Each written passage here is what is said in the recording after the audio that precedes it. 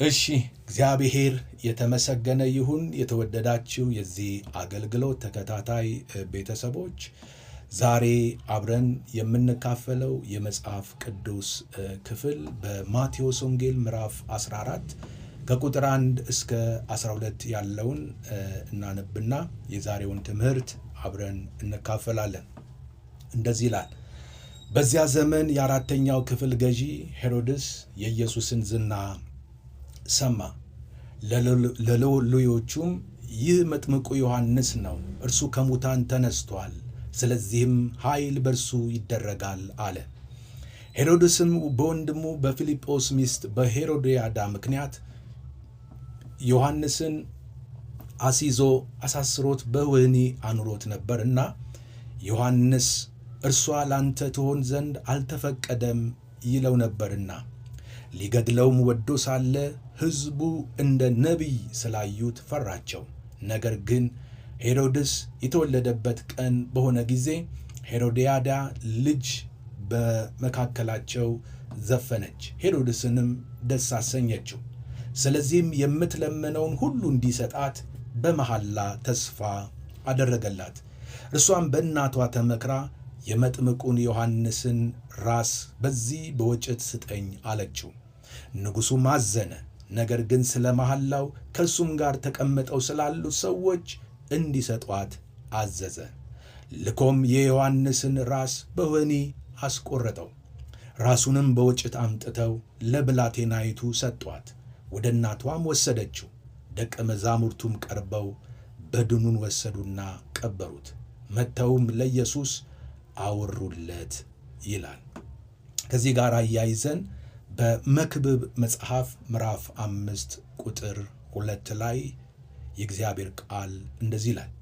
እግዚአብሔር በሰማይ አንተም በምድር ነህና በአፍህ አትፍጠን። በእግዚአብሔርም ፊት ቃልን ይናገር ዘንድ ልብህ አይቸኩል፣ ስለዚህም ቃልህ ጥቂት ይሁን ይላል። የምናገርበት የመልእክቴ ርዕስ ከስሜት ባርነት ወደ መንፈሳዊ ብስለት ማደግ የሚል ነው። ለዚህ ትምህርት መግቢያ የሚሆነን እውነተኛ ታሪክን ልንገራችሁና በቀጥታ ወደ ትምህርታችን እንሄዳለን። በዘመናት መካከል በሚገኙ ታሪኮች ውስጥ የሰው ልጅ ውድቀት የሚጀምረው ከታላቅ የአቅም ማነስ ሳይሆን ከአንድ አፍታ የብላቴንነት ወይም ብስለት የጎደለው ውሳኔ ነው። ለዚህ ማሳያ የሚሆነን ወደ ኋላ መለስ በማለት በአንደኛ ነገሥት መጽሐፍ ምዕራፍ 12 ላይ የእስራኤል መንግሥት ለሁለት የሰነጠቀውን የንጉሥ ሰለሞንን ልጅ ሮብዓምን እናስታውስ። ሮብዓም ንጉሥ በሆነ ጊዜ የእስራኤል ሽማግሌዎች በሕዝቡ ላይ የነበረውን ቀንበር እንዲያቀልላቸው ለመኑት። እርሱ ግን የሰለሞንን መንግሥት አጽንተው ካቆሙት ሽማግሌዎች ጥበብ ይልቅ አብረውት ካደጉትና የስሜት ውሳኔን ከሚሰጡት ብላቴኖች ወይም ደግሞ ብስለት ከሌላቸው ወጣቶች ጋር መመካከርን መረጠ። ውጤቱ ምን ሆነ? መንግሥቱ ለሁለት ተሰነጠቀች፣ ዳግምም መመለስ አልቻለችም። ብላቴንነት ዕድሜ ሳይሆን መንፈሳዊ አእምሮአዊና ስነ ልቦናዊ ብስለትን ማጣት ያሳያል። በመሆኑም በጊዜያዊ ግፊትና በሰው የአድናቆት ጭብጨባ በስሜት ተነድቶ ያለማስተዋልና ጥንቃቄ የሚወሰን ውሳኔ ሁሉ የብላቴንነት ወይም ደግሞ ብስለት የማጣት መገለጫ ነው። በማቴዎስ ወንጌል ምዕራፍ 14 ከቁጥር 1 እስከ 12 ላይ ባነበብኩላችሁ ታሪክ ውስጥ ሕይወታቸውን በብላቴንነት መነጽር ወይም ደግሞ በስሜት ባርነት ውስጥ ሆነው በመምራት ታላቅ ስህተትና ጥፋት ውስጥ የገቡ 3 ገጸ ባህሪያትን በታሪክ ውስጥ እናገኛለን። በመቀጠልም በዚህ ትምህርታችን የምናነሳቸው 4 ዋና ዋና ነጥቦች አሉ። አንደኛ፣ በሦስቱ ገጸ ባህሪያት ውስጥ የሚታዩ የብላቴንነት ገጽታዎች። ሁለተኛ፣ ለብላቴኖች ጥቅም የሚመስሏቸው 3 ጊዜያዊ ስሜቶች። ሦስተኛ፣ ብላቴንነት የሚያስከትላቸው 5 ከባድ ጉዳቶችና በአራተኛ ደረጃ ከሦስቱ ገጸ ባህሪያት የሚገኘው የሕይወት መመሪያ። እነዚህ ዋና ዋና ነጥቦችን ከዚህ በመቀጠል በስፋት እያንዳንዳቸውን እንመለከታለን። በሦስቱ ገጸ ባህሪያት ውስጥ የሚታዩ የብላቴንነት ወይም ብስለት የማጣት ገጽታዎችን ስንመለከት በመጀመሪያ የምናነሳው ሄሮድስን ነው። ሄሮድስ የይሉንታና የስሜት ብላቴንነት የታየበት ገጸ ባህሪ ሆኖ አግኝቼዋለሁ። በሄሮድስ ላይ ተንጸባርቆ የምናየው ባህሪ የይሉንታና የስሜት ተገዥነት ወይም ብላቴንነት ነው። ሄሮድስ ታሪኩን እንደሰማነው በስልጣን ደረጃ ንጉሥ ሆኖ ሀገር እየመራ ሕዝብ እያስተዳደረ የነበረ ቢሆንም በማንነቱ ግን የራሱ አቋም የሌለው፣ የሰው አስተያየት፣ የጓደኞች ግፊት መርህ ሳይሆን ስሜት የሚነዳው ብላቴና ወይም ብስለት የሌለው ሰው ነበረ። ለዚህ ማንነቱ ማሳያዎች የሚሆኑ ነጥቦችን ስንመለከት የመጀመሪያው በሰዎች ፊት የመታየትና የመወደስ ዝንባሌ ወይም ኢጎ የነበረው ሰው ነው። ንጉሡ በግብዣው ላይ የተገኙትን ታላላቅ ሰዎችን ለማስደመምና የራሱን ልግስና ለማሳየት ስለፈለገ ለልጁ የምትለምኝውን ሁሉ እሰጥሻለሁ፣ የመንግሥቴን እኩሌታ እንኳን ቢሆን በማለት በሕዝብ ፊት ቃል ገብቶላታል። ሌላው የዚህ ሰው ማንነት ማሳያ አድርጌ የማነሳው የመሪነት ብስለት ማጣት ወይም ደግሞ የአቻ ግፊት ተጽዕኖ የሚለውን ነው። ሄሮድስን ለግብዣ በጠራቸው ጓደኞቹ ተጽዕኖ ምክንያት ሰዎች ምን ይሉኛል በሚል ስሜት በመያዙ የተሳሳተ ውሳኔ ወሰነ። ውጤቱንም መጽሐፍ ቅዱሳችን ንጉሡም አዘነ በማለት ይገልጠዋል። ምክንያቱም ብላቴናዋ እንደዚህ አይነት ጥያቄ ትጠይቃለች የሚል ግምት የነበረው አይመስልም። ሄሮድስ ልጁ የጠየቀችውን ነገር ስህተት መሆኑን ቢያውቅም ከእርሱ ጋር ከተቀመጡት ሰዎች ይሉንታ የተነሳ የጻድቁን የዮሐንስን ራስ ተቆርጦ እንዲሰጣት ውሳኔውን አስተላለፈ። ሄሮድስ የዮሐንስን አሳልፎ ከሰጠበት ጊዜ ጀምሮ እስከ ሕይወቱ ፍጻሜ ድረስ ደስተኛ መሆን አልቻለም። በሕይወቱ ውስጥ ብስለት ማጣት ወገኖቼ የሚያስከትለው ነገር ቢኖር የዕድሜ ልክ ሐዘንና ጸጸት ብቻ መሆኑን የሄሮድስ ታሪክ አስተማሪ ነው። ይህንን ሐሳብ የሚያጠናክርልን ሌላ የመጽሐፍ ቅዱስ ባለ ታሪክ እናገኛለን። በአንደኛ ሳሙኤል መጽሐፍ ምዕራፍ 15 ቁጥር 24 ላይ የእግዚአብሔር ቃል እንደዚህ ይላል፣ ሳኦልም ሳሙኤልን ሕዝቡን ስለፈራው ቃላቸውንም ስለሰማው የእግዚአብሔርን ትእዛዝና ያንተን ቃል በመተላለፍ በድያለሁ በማለት ሲናገር እንመለከታለን። ታሪኩ እንደሚነግረን ወገኖቼ ሳሙኤል ሳኦልን በንግስና ከቀባው በኋላ ማድረግ ስላለበት ነገር ዝርዝር ነገሮችን ከነገረው በኋላ ይህንን ነገር ከማድረጉ በፊት 7 ቀን መቆየት መጠበቅ እንዳለበት ይህንን መመሪያ ሰጥቶት ተለየው። ሳሙኤል ከሳኦል ከሄደ በኋላ ሳኦል ከጠላቶች ጋር ለመዋጋት በዝግጅት ላይ እንዳለ ሳሙኤል ቢጠበቅ አልመጣም። 1 ቀን አለፈ፣ 2 ቀን አለፈ፣ 3 ቀን አለፈ፣ 6 ቀን ሞላው፣ ሳሙኤል አልመጣም። 7ኛ ቀን ሞላ። በዚህ ጊዜና ሰዓት ጠላት እየከበበው መጣ። የሰበሰባቸው ወታደሮች አንድ በአንድ እየተበተኑበት ሄዱ። በዚህ ጊዜና ሰዓት ሳኦል ይህንን አሰበ። ሳሙኤል በቀጠረኝ ሰዓት ጠብቄዋለሁ፣ ሊመጣ ስላልቻለ ጠላት ከቦኛል፣ ሕዝብም ተለይቶኝ እየሄደ ስለሆነ የእግዚአብሔርን ሞገስ መለመን አለብኝ ብሎ የሚቃጠል መሥዋዕት ለሱ ያልተሰጠውን ነገር ሲያደርግ ልክ በዛ ቅጽበት ሳሙኤል እንደመጣና እንደተገናኘው ይህንን ለምን አደረግህ በማለት ሲጠይቀው የመለሰውን መልስ ነው ያነበብኩላችሁ። እንግዲህ ይሄ ታሪክ የሚያሳየን ምንድን ነው? ንጉሥ ሳኦል እግዚአብሔርን ከመታዘዝ ይልቅ ሕዝብን ፈርቶ ነበረ። የእግዚአብሔርን ቃል ሳይሆን የሰዎችንም ቃል ሰምቷል። የእግዚአብሔርን ምክር በመጣሉ ምክንያት ደግሞ ንግሥናውን ማጣቱን ያመለክታል። ይህም ከሄሮድስ የብላቴንነት ባህሪ ጋር ተመሳሳይ ያደርገዋል።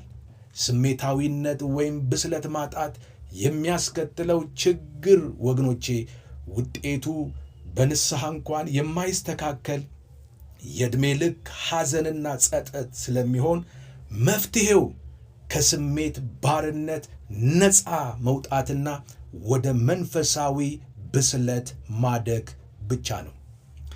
ከሄሮድስ ቀጥሎ የምናነሳው ሁለተኛዋ ገጸ ባህሪ ሄሮድያዳ ወይም የንጉሡን ሚስት ነው።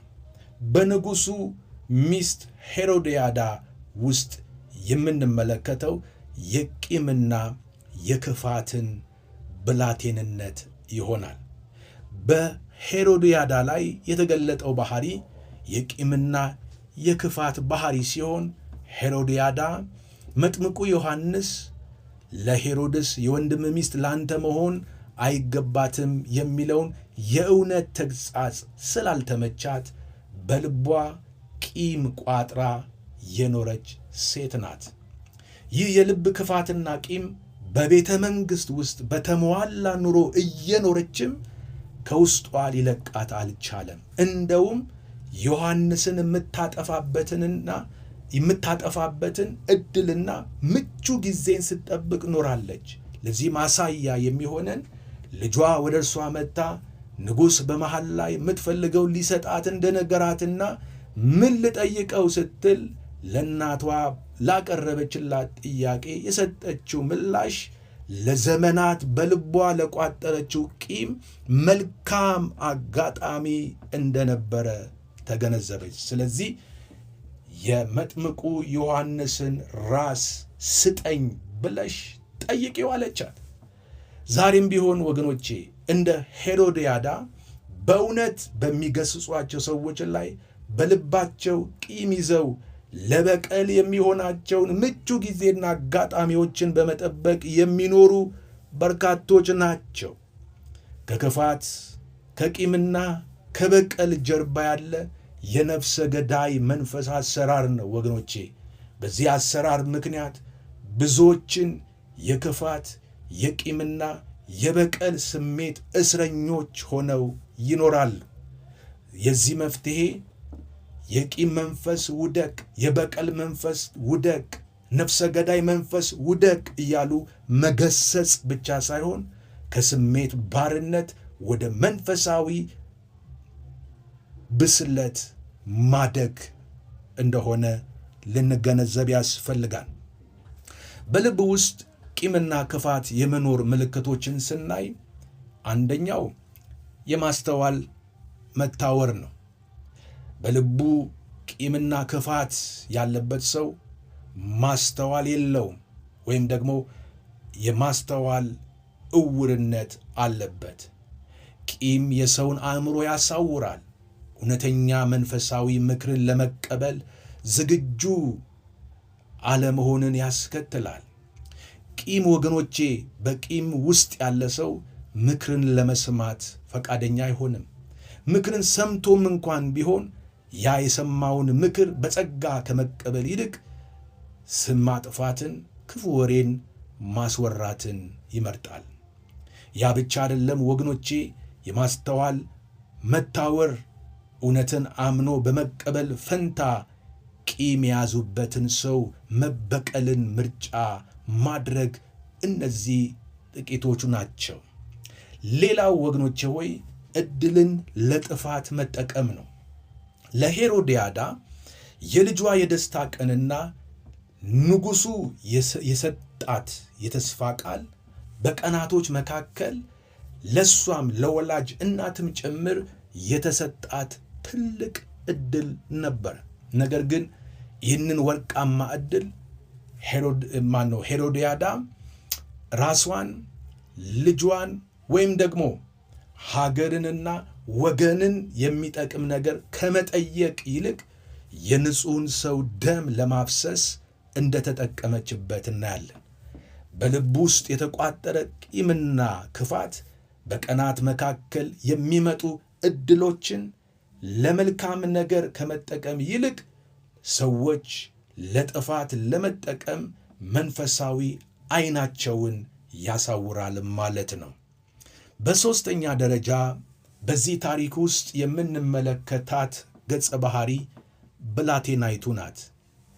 ብላቴናይቱ የማንነት ቀውስ ያለባት እንደሆነች ተመልክቻለሁ። በብላቴናዋ የተገለጠው የማንነት ቀውስ የዕውር ድንብር ተገዥነት የሚል ስያሜ ሰጥቼዋለሁ። ይህቺ ወጣት የንጉሥ ልጅ ሆና በምቾትና በድሎት ውስጥ ብትኖርም ሲያሳድጓት የነበሩ ሰዎች የራሷ አቋም፣ የሕሊና ጥያቄና የሕይወት መርህ የሌላት የዕውር ድንብር ተገዢ አድርገው ነበር ያሳደጓት። ስለዚህ የንጉሥ ልጅ ብትሆንም እድገቷን ስንመለከት የማንነት ቀውስ የተገለጠበት፣ በሌላ ጎን ደግሞ ጥሩ የመድረክ ላይ ብቃት የታየበትና በንጉሡና ንጉሡ በጋበዛቸው እንግዶች ፊት በራስ የምትተማመን ብላቴና ሆና አይቻታለሁ። የማንነት ቀውስ ውስጥ ያለ ሰው ምልክቶችን በተመለከተ አንደኛ፣ የማንነት ቀውስ ያለው ሰው የራስ ምርጫ የለው። የንጉሥ ሄሮድስ ልጅ በጭፈራዋ መድረኩን ብታደምቅም የመድረኩ ድምቀት ይዞላት የመጣውን ዕድል ምን ማድረግና እንዴት መጠቀም እንዳለባት ግን ዕውቀት፣ የራስ ፍላጎትና ምርጫ አልነበራትም። ለዚህ ነው ወደ እናቷ ለምክር የሄደችው። ዛሬም ይህንን መልእክት የምትሰሙ ቤተሰቦች የራሴ የምንለው ነገር ከሌለን የሌሎችን ፍላጎት ማስፈጸሚያ ለመሆን፣ የጌታ ነው ብለን የያዝነው ነገር ከሌለን ደግሞ በጠላት ሐሳብ ለመያዝ እንገደዳለን። ስለሆነም የራሳችን ፍላጎት ሊኖረን ያስፈልጋል። ወይም ደግሞ የጌታ ነው ብለን የምንኖርለት የምንሞትለት የእግዚአብሔር ሐሳብ ሊይዘን ይገባል። ስለሆነም ለዚህ መፍትሄው የራሳችን ምርጫና ፍላጎት እንዲሁም ከጌታ የሆነ የተቀበልነው ነገር ሊኖረን ያስፈልጋል። ሌላው ሁለተኛ ለክፉ ምሪት እጅ መስጠት ነው። የዚች ልጅ ችግር ምክር ጥየቃ ወደ እናቷ መሄዷ ሳይሆን የሰማችውን የምትመዝን አለመሆኗ ነበረ። ከዚህም የተነሳ የእናቷን ክፉ ምክር ሳታመዛዝንና ለምን ብላ ሳትጠይቅ ዝም ብላ የተመከረችውን ነገር ተቀብላ ሄዳለች። በውጤቱም የሌላ ሰው የቂም መሳሪያ በመሆን የዮሐንስን ራስ በወጭት ተሸክማ ተመልሳለች። ለሌሎች ሰዎች የቂም መሳሪያ በመሆን ለንጹሐን መውደቅ፣ ለእውነተኞች እንቅፋት፣ ለብዙዎች የሐዘንና የጸጸት ምክንያት እንዳንሆን ወገኖቼ የምንሰማቸውን ነገሮች እውነተኛነታቸውን እናረጋግጥ። ለምን፣ እንዴት፣ መቼ ብለንም መጠየቅ አንፍራ። እግዚአብሔር አምላክ የተመሰገነ ይሁን። ከምናነሳቸው ነጥቦች መካከል ሁለተኛው ለብላቴኖች ጥቅም የሚመስሏቸው 3 ጊዜያዊ ስሜቶችን እንመልከት። ብላቴንነት ወይም ለስሜት ተገዢ መሆን ለጊዜው ማራኪ የሆኑ ጥቅሞችን የሚያስገኝ ይመስላል። ይሁን እንጂ በውስጡ ዘላቂ የሆነ ደስታና በረከት የለውም። ለስሜት ተገዢ ለሆነ ሰው ጥቅም የሚመስሉ ጊዜያዊ ነገሮችን ስንመለከት አንደኛ የሰዎችን አድናቆትና ጭብጨባ ማግኘት፣ ሰዎች ሲያደንቁን፣ ሰዎች ሲያጨበጭቡ፣ ሰዎች በእኛ ሲደመሙ ማየት ይሄ ጊዜያዊ ደስታን ሊሰጠን ይችላል። ስሜታችን ሊነሳሳ ሊነቃቃ ይችላል። ሄሮድስ በእንግዶቹ ፊት ባለሥልጣንና ቃሉ የማይታጠፍ መስሎ ታየ። ልጅቷንም ስንመለከት ለተመልካቾች ባቀረበችው ነገር ከመድረኩ ሳትወርድ ሰዎች ከተቀመጡበት ተነስተው በማጨብጨብ ከፍተኛ አድናቆትና ሙገሳን አግኝታለች። ይሄ ሁሉ ግን ጊዜያዊ እንጂ ለሕይወት ዘላቂ ደስታና እርካታን የሚሰጥ አልነበረም። ለስሜት ተገዢ ለሆነ ሰው ጥቅም የሚመስሉ ጊዜያዊ ነገሮችን ስንመለከት ሁለተኛው የስሜታዊነት እርካታ፣ ይሄንን ምን ብየዋለው? ሪቬንጅ የሚለው ስሜትን ነው የምንመለከተው። ሄሮድያዳ የዮሐንስን አንገት ስላስቆረጠች ለረጅም ጊዜ ሲያሳምማት የነበረውን የበቀል ጥማት ያረካች መሰላት እንጂ እውነተኛና ዘላቂ ደስታን አልሰጣትም። የእውነትን አንገት በማስቆረጥ የሚገኝ ውስጣዊ ደስታ፣ ረፍትና እርካታ የለም። ይልቁንም ዘመንን የሚሻገር በትውልድ የሚመዘን መጥፎ ታሪክ እና ትውስታ ሆኖ ይቀመጣል። ሌላው ሦስተኛው ክብርን የጠበቁ መምሰል፣ ስህተት መሆኑን እያወቁ የገቡትን ቃል በመጠበቅ በሰዎች ፊት ታማኝ ለመምሰል መሞከር፣ ይሄ ራሱ ለስሜት ተገዢ የሆኑ ሰዎች ጥቅም የሚመስል ጊዜያዊ ነገር ነው። እነዚህ ጥቅም የሚመስሉ ነገር ግን ዘላቂ ያልሆኑ የአጭር ጊዜ ስሜቶች በራስና በሌሎች ላይ የሚያደርሱት ጉዳትና አደጋ ከፍተኛ ነው። ስለዚህ ከእንደዚህ አይነት ጊዜያዊ ከሆነ በራስም በሌሎችም ላይ ከፍተኛ ጉዳትን አደጋን ከሚያደርስ ነገር ራሳችንን መጠበቅ ይኖርብናል። እግዚአብሔር አምላክ የተመሰገነው። በዚህ ትምህርት ውስጥ ከምናነሳቸው ነጥቦች መካከል ሦስተኛው ብላቴንነት የሚያስከትላቸው 5 ከባድ ጉዳቶችን ይሆናል። ብላቴንነት ወይም ደግሞ አለመብሰል፣ ስሜታዊነት ከሚያስከትላቸው ጉዳቶች መካከል የመጀመሪያው ንጹሐንን ይጎዳል። የሄሮድስ ስሜት፣ የሄሮድያዳ ቂምና የልጅቱ ግዴለሽነት ተዳምረው እውነትን የያዘውን የዮሐንስን ሕይወት አጠፉ። ዛሬም ቢሆን በግለሰብ፣ በቤተሰብ፣ በቤተ ክርስቲያንና በሀገር ጭምር እየደረሱ ያሉ ጥፋቶችና ጉዳቶች ምንጩ የስሜት ባሪያ መሆን ወይም አለመብሰል፣ ብላቴንነት እንደሆነ ይሄ ትምህርት ያስረዳናል ማለት ነው። ሌላው የማይሻር ጸጸትን ያመጣል። ብላቴንነት የሚያስከትለው ሁለተኛው ጉዳት የማይሻር ጸጸትን ማምጣት ነው። የስሜት ውሳኔ ሁልጊዜም መጨረሻው ሐዘንና ጸጸት ነው።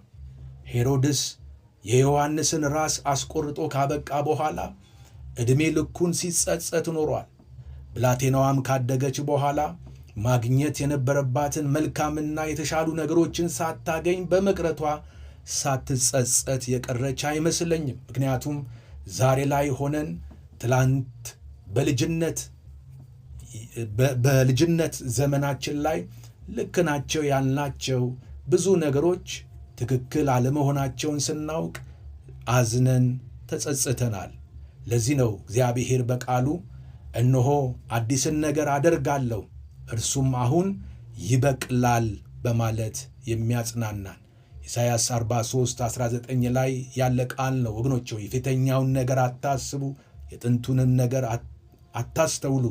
እነሆ አዲስን ነገር አደርጋለሁ፣ እርሱም አሁን ምን ያደርጋል? ይበቅላል ይላል። ስለዚህ እግዚአብሔር ከትላንትና ጸጸት ከትላንትና ላይ በወሰነው ውሳኔ ዛሬ ላይ የፈጠረብንን ሐዘን እንድናስወግድ እግዚአብሔር አምላክ በሕይወታችን ሊያደርግ ወዳሰበው አዲስ ነገር ከጸጸትና ከሐዘን እንድንወጣ ዛሬም በቃሉ ይናገረናል። የጌታ ስም የተባረከ ይሁን። ሌላው ብላቴንነት ከሚያስከትለው ጉዳት አንጻር ስናይ የህሊና ሰላምን ያጠፋል። የህሊና ሰላምን ያጠፋል። ሄሮድስ በኋላ ስለ ኢየሱስ ተአምራት ሰምቷል። ኢየሱስ ክርስቶስ በሽተኞችን እየፈወሰ ተአምራት እያደረገ በስፍራ ሲዘዋወር በሄሮድስ ግዛት ውስጥ ሲመላለስ ሄሮድስ ሰማ። ይህን በሰማ ጊዜ ህሊናው ረፍት አጥቶ ስለነበረ ይህን ጥያቄ ጠየቃቸው። ይህንንማ እኔ ራሴ ያስቆረጥኩት ዮሐንስ ነው፣ እርሱ ከሙታን ተነስቷል በማለት በፍርሃት ሲርበደበድ እናያለን። ማርቆስ 6:16 ላይ ማየት ትችላላችሁ። በእርግጥም ወገኖቼ ዮሐንስ ከምድር ላይ በግፍና በአመፅ ተወግዷል። በወህኒ ቤት ውስጥ የለም።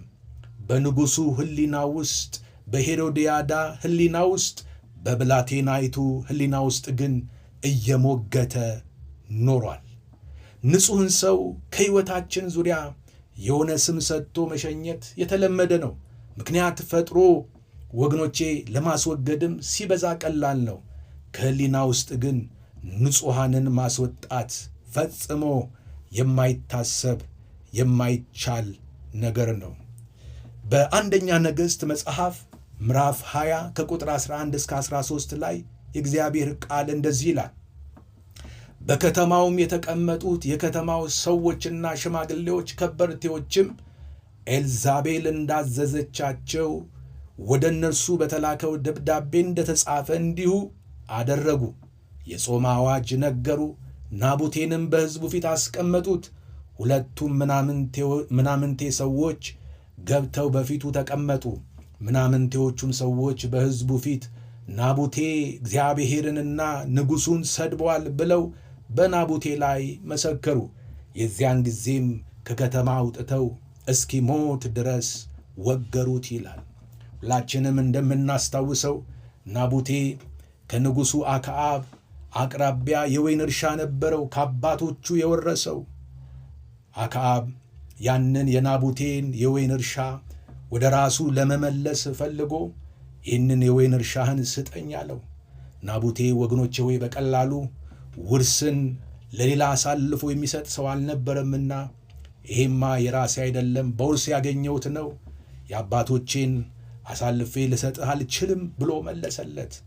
በዚህ በናቡቴ መልስ የተናደደው አክዓብ ቤቱ ገብቶ አኩርፎ ጥቅልል ብሎ በተኛበት ሚስቱ ኤልዛቤል መጣ። ምን ሆነሃል ስትለው ናቡቴ የወይን እርሻውን ሊሰጠኝ ጠይቄው እምቢ አለኝ ብሎ መለሰላት።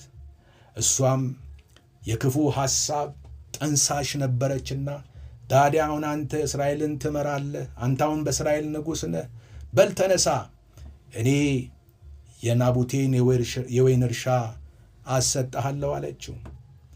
ይቺ ሴት ወገኖች መርዛማ እባብ የሰለጠነባት ሴት እንደመሆኗ መጠን በቀጥታ ምናምንቴ ሰዎችን ፈለገች፣ ሽማግሌዎችን ጠራች።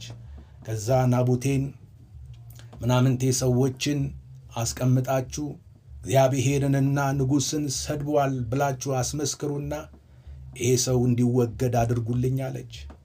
ሽማግሌዎቹም በተጻፈላቸው ደብዳቤ መሠረት ሳይመረምሩ ለምን ሳይሉ ሳይጠይቁ ወገኖቼ ሆይ ናቡቴን በሸንጎ አስቀምጠው ምናምንቴዎች እግዚአብሔርን የማይፈሩ ክፉ አመፀኛ ሰዎችን አስቀምጠው ለምስክርነት ናቡቴ ተሳደበ፣ እግዚአብሔርንና ንጉሡን ሰድቧል ብለው አስመስክረው ናቡቴ ተወግሮ ሞተ። ወገኖቼ ይሄ የሚያሳየን በዚህ ዘመንም በጣም በሚያስደንቅ ሁኔታ ንጹሐንን ለማስወገድ ንጹሐንን ወገኖቼ ሆይ ከጨዋታ ውጪ ለማድረግ ንጹሐንን ከሩጫ ለማስወጣት ከአገልግሎት ለማስወገድ ከቤተ ክርስቲያን ለማስወገድ ዛሬም ይሄ የኤልዛቤል መንፈስ ጾምና ጸሎት ጭምር በማሳወጅ እየሰራ እንዳለ ዙሪያችንን መመልከት በቂ ነው ወገኖቼ ሆይ። አንዳንድ ቦታ ላይ በሚያስገርም ሁኔታ ወገኖቼ ሆይ አገልጋዮችን ለማኮላሸት፣ አገልጋዮችን አገልግሎት ለማስቆም፣ በአገልጋዮች ላይ ክፉ ነገር ለመፈጸም መክረው ጾም ጸሎት የሚያውጁ የቤተ ክርስቲያን መሪዎች እኔ ራሴ ማቃቸው ሰዎች አሉ ወገኖቼ ሆይ። ይሄ ምን አይነት መንፈስ ምን አይነት አመጽ በዚህም ዘመን እየሰራ እንዳለ ማሳያ ነው ማለት ነው። ሌላው በዚህ ውስጥ የምናነሳው ብላቴንነት የሚያስከትለው ከባድ ጉዳት ትውልድን የክፉ ዕቅድ ማስፈጸሚያ ያደርጋል። ሄሮድያዳ የነበራት ቂም በልጇ በኩል አስፈጽማለች። ብላቴንነት ወይም ብስለት ማጣት ለክፉ መሪዎችና ለሰይጣን ሐሳብ መንገድን ይከፍታል። ለክፉ ሰዎችን የዕቅዳቸው ተባባሪ ላለመሆን ከስሜት ባርነት በአይምሮ አለመብሰል ወደ መንፈሳዊ ብስለት ማደግ አለብን። ስናድግ ስንበስል የራሳችን ዕቅድ ይኖረናል። የክፉ ሰዎችን ዕቅድ የምናስፈጽምበት በቂ ጊዜ አይኖረንም። ብዙ ጊዜ ወገኖቼ የሌሎችን የክፋት ዕቅድ አስፈጻሚ ሆነው የተመቻቹ ሰዎች የራሳቸው ዕቅድ የሌላቸው ሕፃናት የሆኑ አይምሯቸው ያልበሰለ ሕይወታቸው ያልበሰለ ሰዎች ናቸው ለክፎች ዕቅድ አስፈጻሚ መሳሪያ መጠቀሚያ ሆነው የሚኖሩት። ስለዚህ እኛ ከዚህ ምን እንማራለን ካልን በመንፈሳዊ ሕይወታችን ማደግ አለብን፣ መብሰል አለብን፣ ዕቅድ ሊኖረን ይገባል። በሕይወት ዘመናችን በእያንዳንዱ ቀን የምንሰራው ሥራ፣ የምንፈጽመው ተግባር ዕቅድ ሊኖረን ይገባል። እግዚአብሔር አምላክ የተመሰገነ ይሁን። ሌላው ብላቴንነት አለመብሰል ከሚያስከትላቸው የከፉ ጉዳቶች መካከል ከእግዚአብሔር ፈቃድ ጋር ያጣላል። ሦስቱንም ያደረጉት ነገር ከእግዚአብሔር ቃልና ከጽድቅ መንገድ ፈጽሞ የራቀ የውድቀት ማሳያ የነበረ ሲሆን የሄሮድስና የሚስቱ ፍጻሜያቸው እንደሚከተለው ሆነ። የንጉሡ ሄሮድስ ወይም ሄሮድስ አንጢጳስ እና የሄሮድያዳ ፍጻሜ በመጽሐፍ ቅዱስና በሌሎች የታሪክ ምንጮች ማለትም በተለይ በአይሁዳዊው ታሪክ ጸሐፊ ጆሴፈስ ላይ እንደተገለጠው አንደኛ ሄሮድስ አንጢጳስ መጥምቁ ዮሐንስ እንዲገደል ካደረገው በኋላ ከዚያ በኋላ የሮማው ንጉሥ ነገሥት ካሊጉላ በ39 ዓመተ ምህረት ከስልጣኑ አወረደው። የክህደትና የጦር መሳሪያ ማከማቸት ክስ አቀረበበት። ያከማቸው ሀብቱ ሁሉ ተወሰደ። ወደ ጋል ወይም ደግሞ አሁን ፈረንሳይ አካባቢ በስደት ተልኮ በዛ ግዞት ውስጥ መኖር ጀመረ። በዚያም በስደት ውስጥ ኖሮ ሕይወቱን እንደጨረሰ የአይሁድ ታሪክ ጸሐፊ የሆነው ጆሴፈስ ይህንን ዘግቦታል። ሲቀጥል ሄሮድያዳን በተመለከተ ፍጻሜዋን ስናይ ሄሮድያዳ ከመጥምቁ ዮሐንስ ሞት በኋላ የባሏን የሥልጣን ጥማት እንዲጨምር የጦር መሳሪያ እንዲያከማች ስታበረታታው ስትገፋፋው የኖረች ሴት ናት።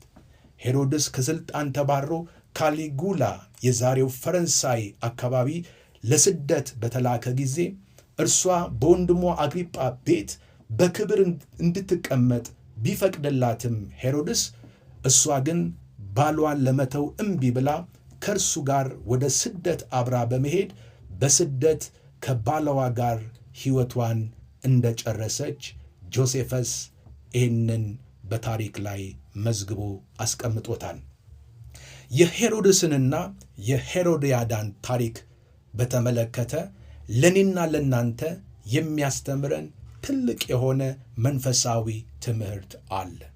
ይኸው ምንድነው? ኃጢአትን በማስወገድ ፈንታ በኃጢአት መጽናት መጨረሻው ውርደት ነው።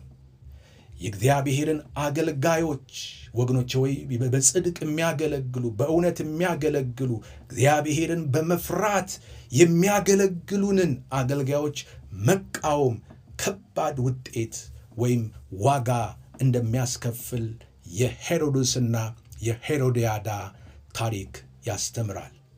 የዓለም ክብርና ስልጣኔ ጊዜያዊ አላፊ እንደሆነ የነዚህ ሁለት ባልና ሚስቶች ታሪክ ማሳያ ነው። ሁሉ ነገር ባለበት አይቀጥልም።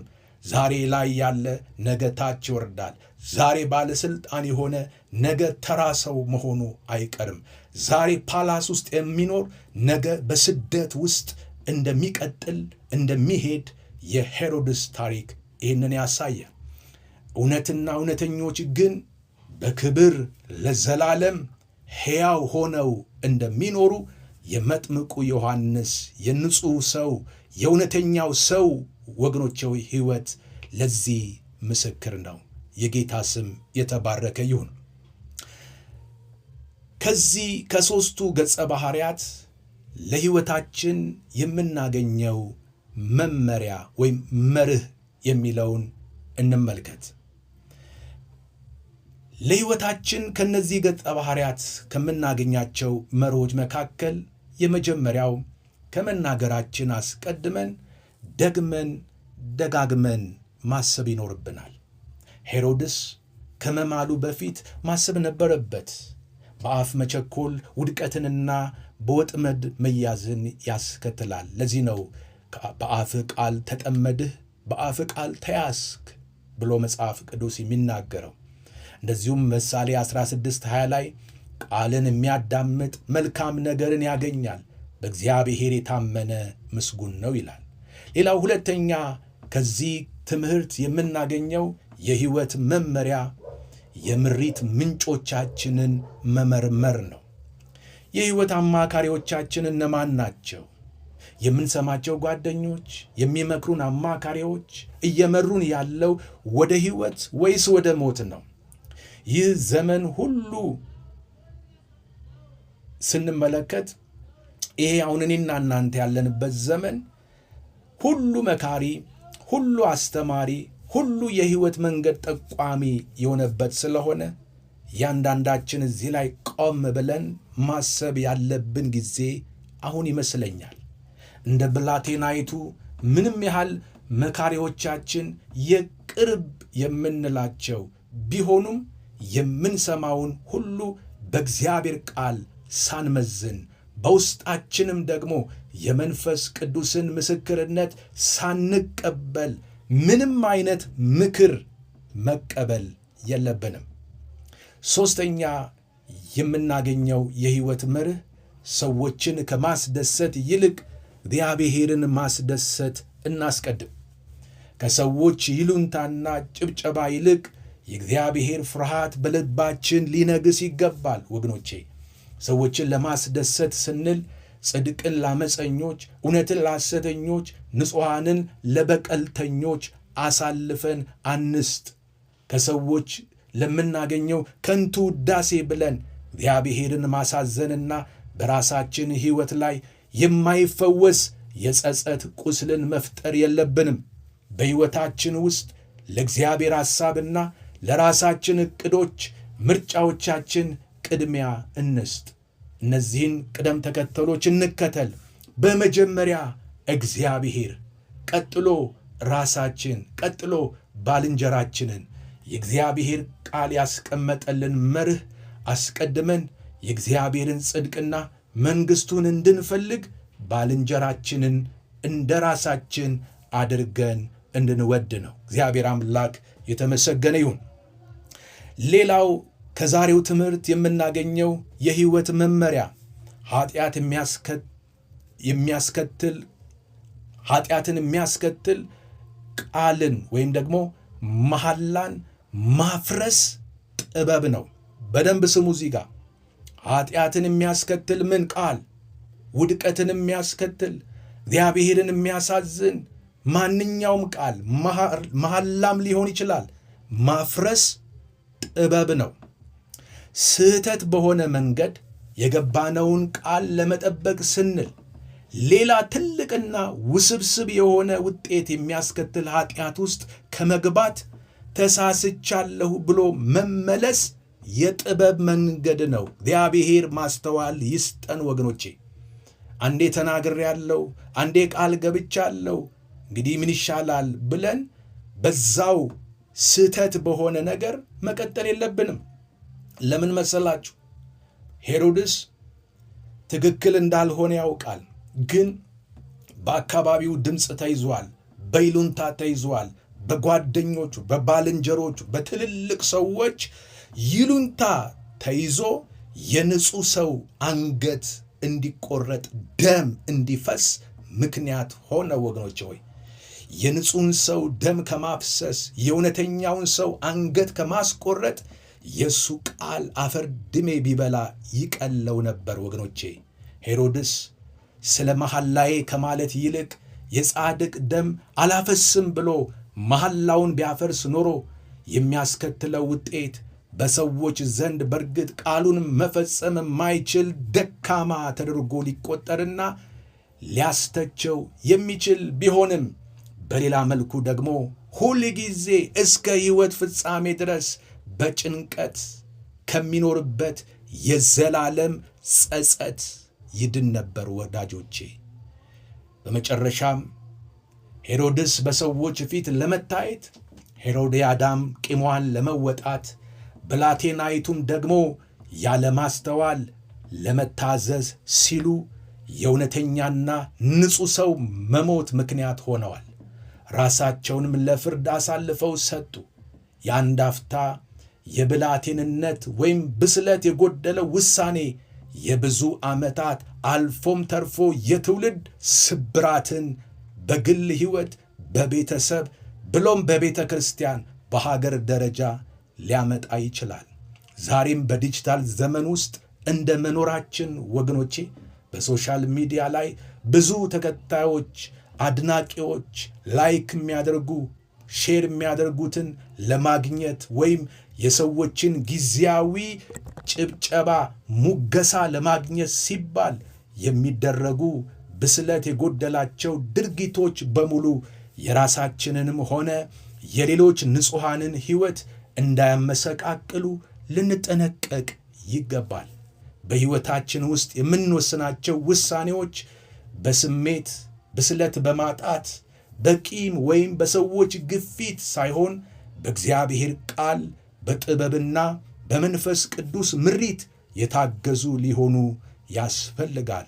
እግዚአብሔር ለእያንዳንዳችን ማስተዋልን ይስጠን። አሜን።